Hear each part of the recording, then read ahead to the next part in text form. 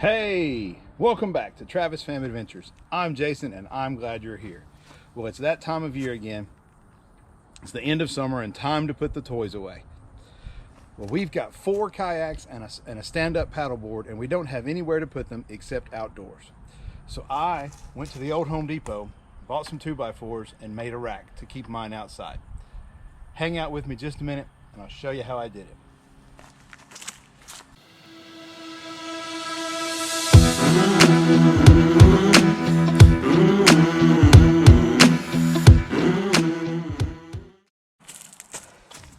All right, I'm back. Now let me grab the camera here and show you just how I put it together.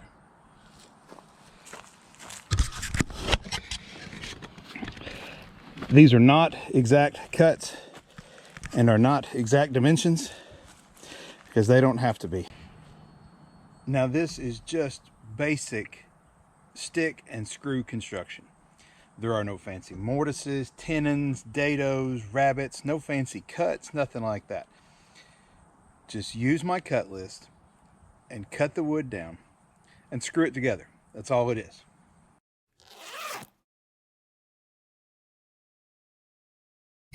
Now you can see from the cut list that I only had to buy 5 8-foot long 2x4s and 7 12-foot long 2x4s and 1 box of screws. Lumber prices right now are way up, and where I live with tax, it was about $150 for the whole project to buy all the materials. Now you can save some money if you're going to put yours in a protected area. You won't need the pressure treated ground contact rated wood like I've got. You can use the standard white pine SPF cheaper lumber that's available in your big box stores and probably save about 1/3 of the cost. Also, I used exterior rated screws. They're about 10 bucks a box. You can use drywall screws. They're about $5 or $6 a box, or even the decking Spax type screws. And they're about $10 or $12 a box. How we put it together. Maybe you can save a little money or make yours a little more durable with that.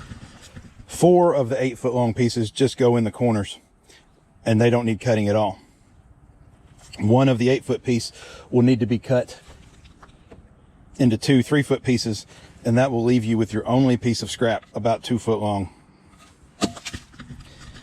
The 12-foot pieces will all need to be cut into 6-foot lengths as your side rails, but 2 of them will also need to be cut into your 3-foot lengths.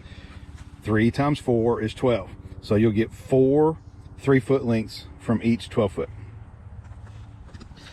There are 10 6-foot length pieces on the sides, 1 on each side. 1, 2, 3, 4, 5. 2 sides is 10. And then we cut 2 of the other 12-foots into 3-foot lengths and got 8. And there's 10 of those on each side.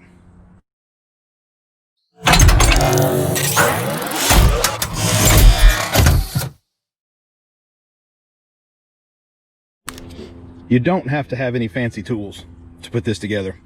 A simple square, a $7 tape measure, 20-cent pencil, some sort of drill driver, and maybe a saw. I have all the saws, so I didn't need any help with that, cutting my lumber up into smaller pieces. If you take the cut list to your big box store and their saw is in operation, they might even be able to cut all of your wood to at least close dimensions. Like I said earlier, it doesn't have to be perfect.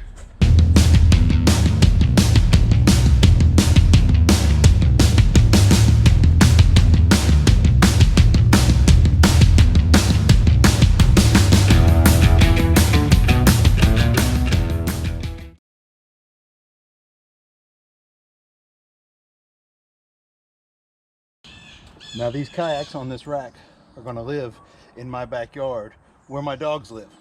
So I'm also going to take off. There we have it. All of the things all stored. That might look like they're all ready for the winter. Chew toys to my dogs. Now when I first started planning this rack, I had 2 options. Schedule 40 PVC pipe or lumber. And that was back in the spring before the pandemic and before lumber prices went way up. And at that time, lumber was cheaper to use than the PVC. Now I'm thinking cost is going to be about the same between lumber and PVC. But I have a strong feeling that this will last for many, many years, and I won't ever have to worry about it.